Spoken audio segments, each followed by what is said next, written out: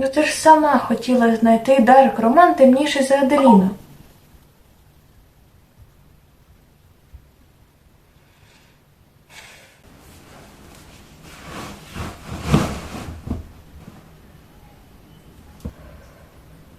Трилогія на межі темряви.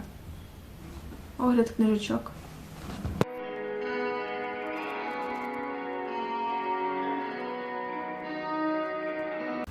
Ця трилогія складається з 3 залежних одна від одного книг. Це Insatiable – ненаситність, Voracious – нежерливість і Restitution – відшкодування. Як би я описала би ці книжки? Тут вам буде цікаво, що сталося в минулому головних героїв. Тут вам буде боляче за те, що сталося в минулому головних героїв. Тут ви стиснете булки і будете боятися і хвилюватися кожну сторінку, і я не раджу вам розтискати свої булки. Коротко по сюжету. В нас є 2 головних герої. Стейсі і Кейт. Кейт ненавидить Стейсі. І Стейсі теж не дуже добре ставиться до Кейт. Протягом останніх 2 років він намагається її уникати і максимально знизити їх спілкування. Кейт мав 5 основних правил. Триматися подалі від Стейсі. Ніколи не розблоковувати Стейсі. Якщо вони перебувають в одному приміщенні. Навіть не дивитися на Стейсі. В жодному разі не мати з нею сексу.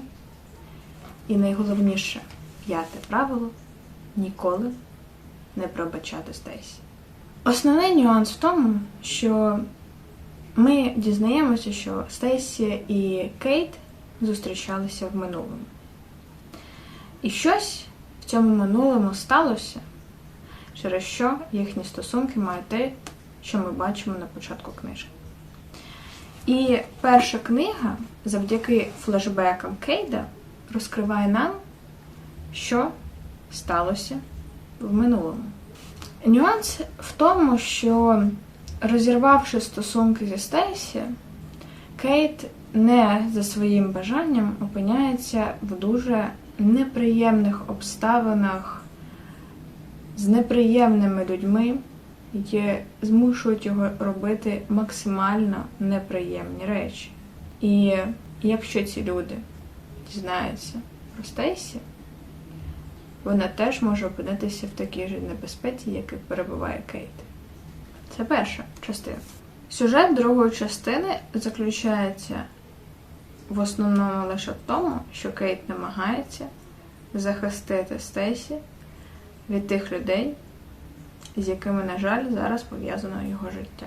І третя книжка – це те, як Стейсі намагається допомогти Кейту більше не перебувати серед тих людей, серед яких він, на жаль, опинився багато років тому. Що би я ще хотіла додати про цю трилогію? Це я до прочитання даної трилогії. Це трилогія, яку я вирішила прочитати.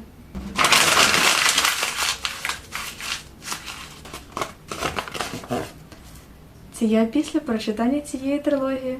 Перейдемо до плюсів і мінусів. Першим плюсом, який я хочу виділити, це саме оформлення книжки. Я не знаю, як би це було, якщо б її перекладали, що, на мою думку, майже неможливо, через мінуси, які я скажу далі. Але ця книжка, всі ці 3 книжки дуже гарні. Вони, по-перше, дуже важкі. Тут дуже цупкий, білий плотний папір. Через що, мені здається, оця книжка найтовстіша, остання, вона важить явно півкіло, може навіть більше. Ці трошки легше, але вони дуже мощно відчуваються в руках. Другий гарний момент – це оформлення зсередини. Кожен розділ розділяється окремою сторінкою ось таких от артів. Вони майже не міняються протягом частин, можливо, додається декілька деталей. Наприклад, це у нас перша частина, і у нас тут є змія і є пістолет, що символізує Кейда і Стейсі. В іншій частині тут додаються пазли, що нам кажуть про те, що ми складаємо картинку в єдину. Другий позитивний момент, але тут кому як. Тут, як і у всіх популярних книжках, які я останнім часом читала, є плейліст.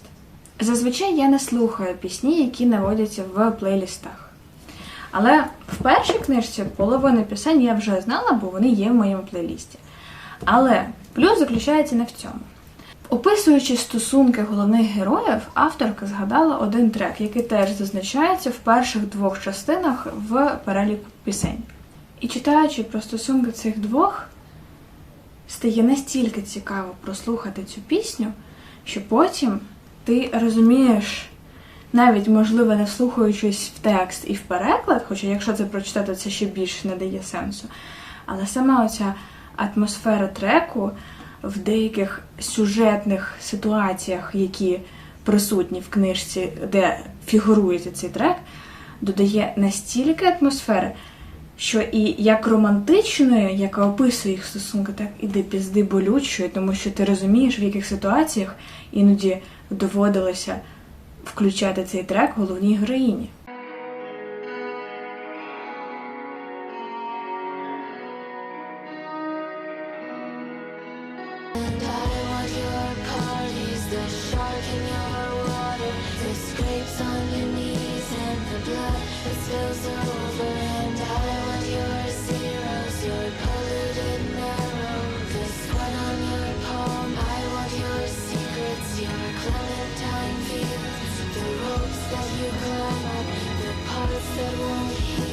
І ще одне, що мені дуже подобається в цій трилогії, це більше стосується останньої частини, це наскільки реалістично було описано те, як людина відходить і лікується психологічно, відновлюється від всього пережитого піздеця, який був згаданий в цих сюжетах.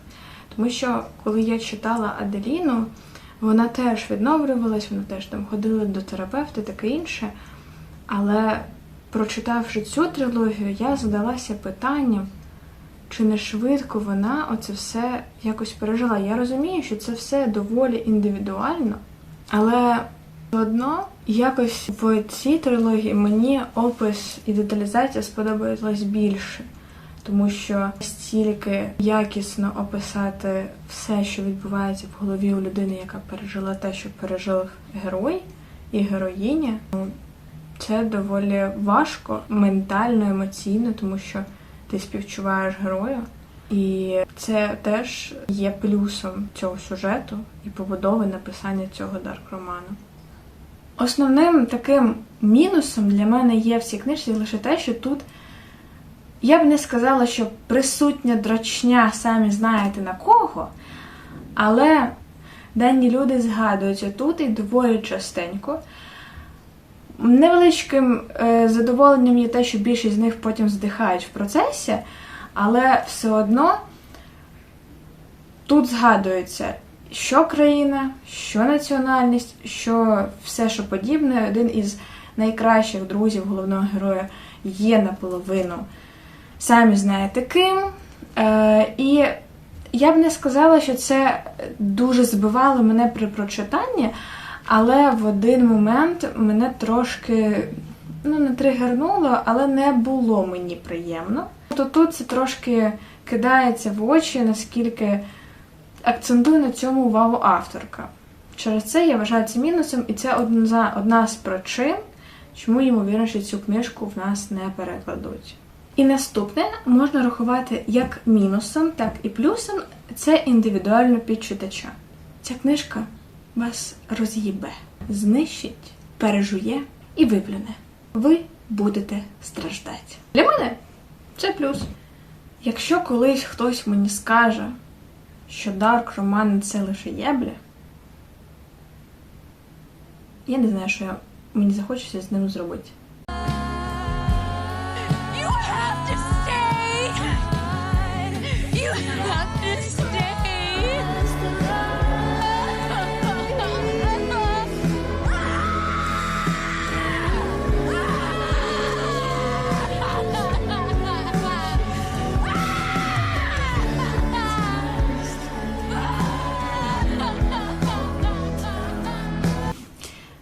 перейдемо до оцінки героїв і в цілому атмосфери і побудови сюжету. Я не буду детально описувати особистість Стейсі і особистість Кейда. Це не так цікаво і не так важливо. Але я шукала книжку, яка була би на рівні з Аделіною або навіть темніше. І я не можу на 100% їх порівняти, бо вони обидві доволі темні, вони обидві змушують вас страждати, як на фізичному рівні, так і на емоційному, психологічному, ментальному, та будь-який обирайте, ви будете страждати. Але в той же час вони абсолютно різні. І ми будемо акцентувати увагу на цьому.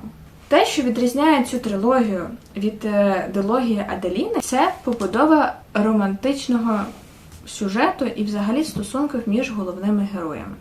Якщо, читаючи Аделіну, люди можуть ділитися на два табори – це романтизувати Зейда чи засуджувати Зейда і вважати його хворим, то і емоції при прочитанні теж діляться на дуже багато різних.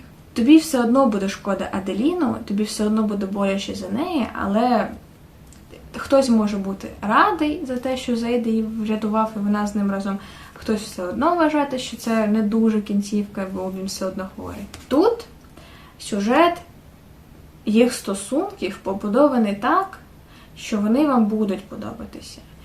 Їх стосунки будувалися максимально здорово, максимально романтично, невинно і через побудову флешбеків, які розкривають нам минуле, тут неможливо критикувати їх стосунки настільки глибинно, настільки сильно, як би це робилося в стосунках Аделіни і Зейда.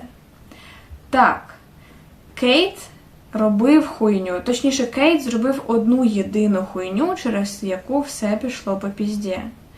Але і Стейсі робила один важливий тупий вчинок, який теж по факту все зруйнував.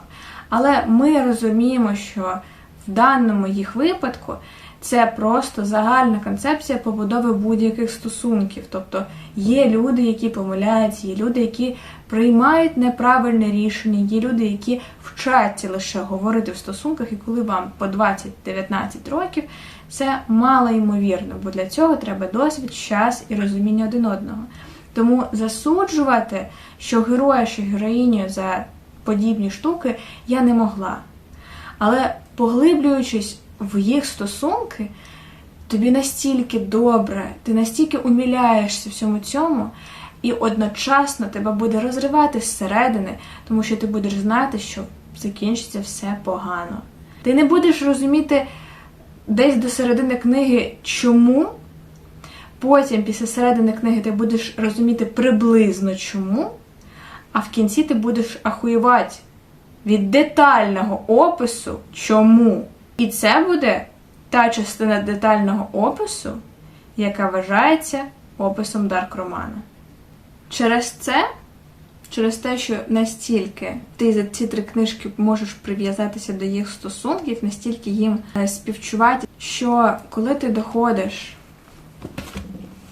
до останньої частини, якій, я нагадаю, булки розтискати не можна, і доходиш до останнього речення, це не можна порівняти з емоціями, які я відчувала при Аделіні. Так, вони схожі, ці книжки, ці історії, вони схожі моментами.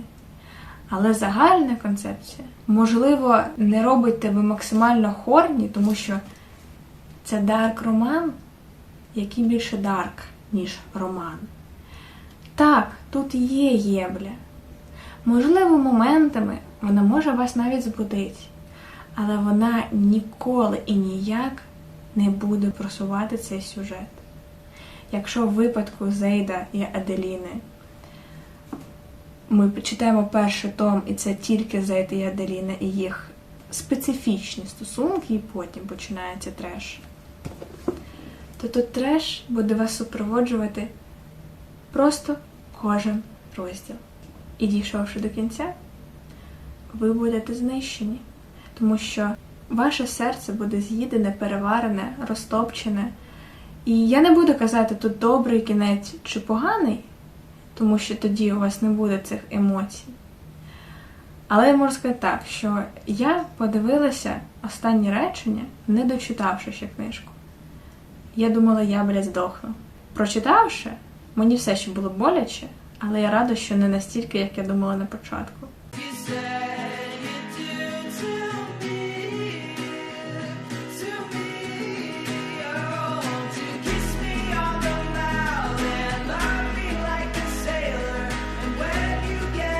Що мені ще подобається в цих книжках?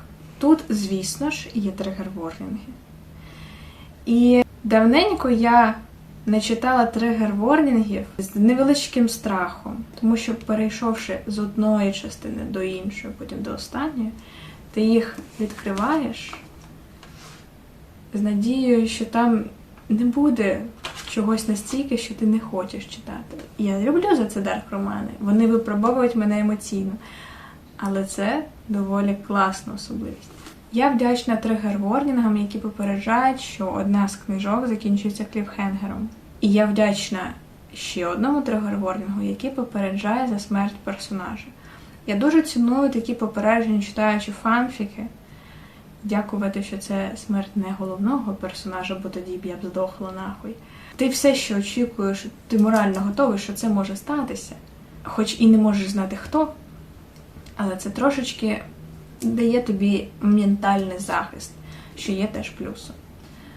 І так само плюс цих тригер-ворнінгів в тому, що вони, дякую, акцентують увагу, що буде деталізовано описано, а що буде не деталізовано описано.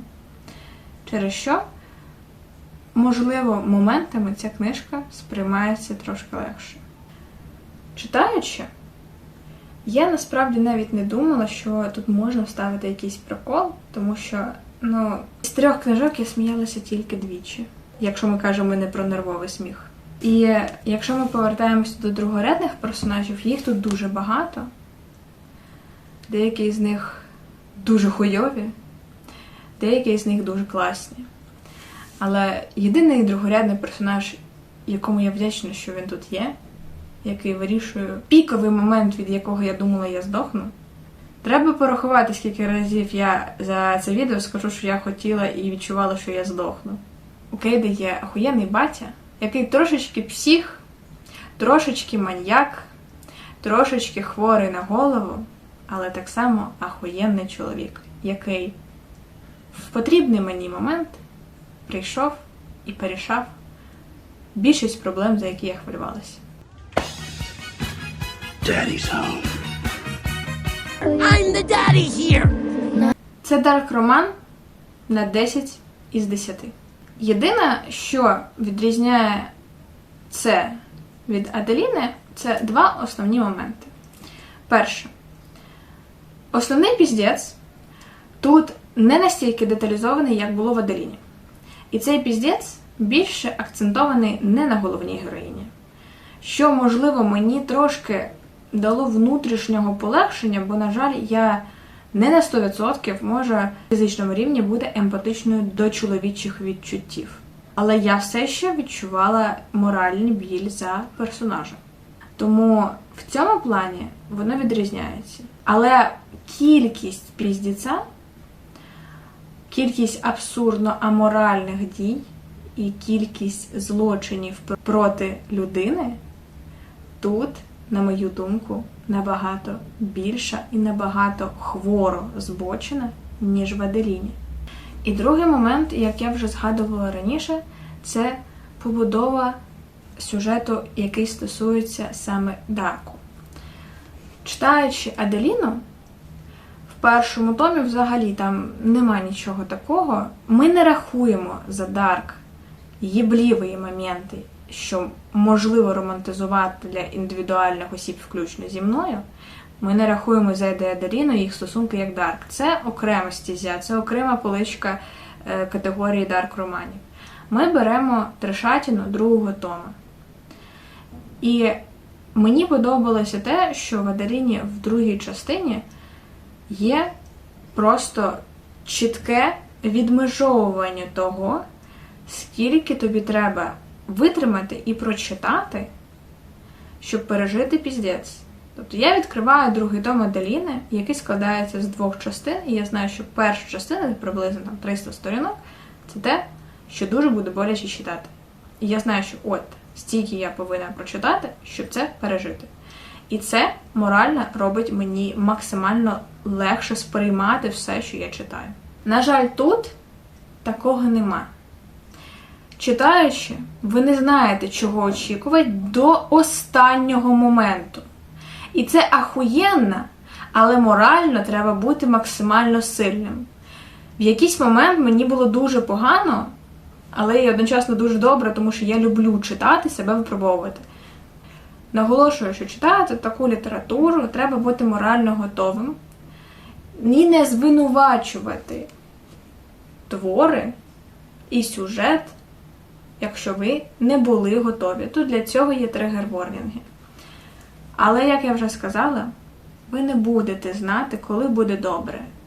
Тому що тут в перших 2 це добре, насправді, буде або настільки міліпіздріческим, яке все одно буде робити вам боляче, тому що це все добре буде відбуватися тільки у флешбеках.